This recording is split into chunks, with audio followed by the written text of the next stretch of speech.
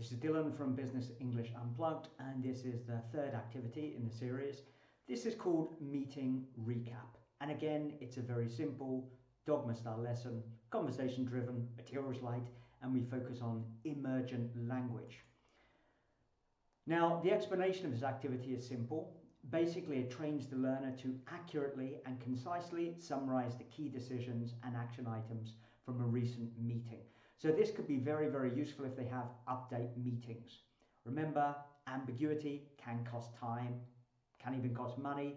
So in order for them to filter out all the noise, we need to help our learners accurately summarize the key decisions, required actions, and basically definable objectives or outcomes from a meeting.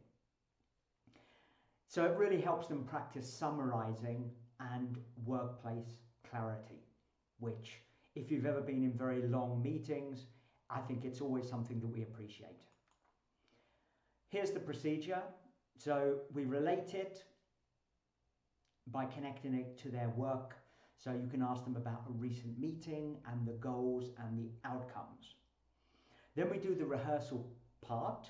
If you want, this is optional, you might elicit some recap expressions. So the main objective was, we concluded that, or you might prefer to let the learner have a go first. Then we have the respond part, which is where they do the task.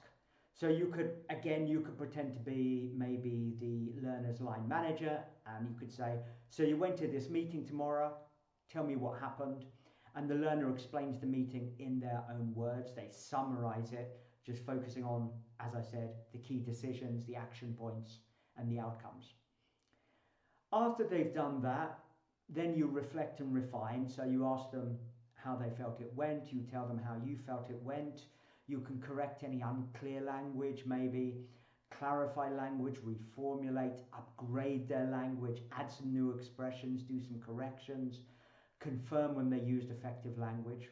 And then you give them another go. So this is the repeat part. They do it again and they try to do that recap in a more concise and clear way. Again, you might want to have a third attempt if they struggle a bit after the second. But normally, after they've done it 3 times, they'll be able to recap very successfully.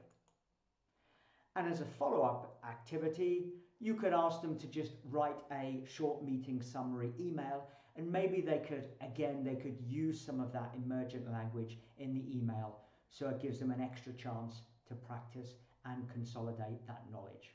So that was another very simple task, just the meeting recap.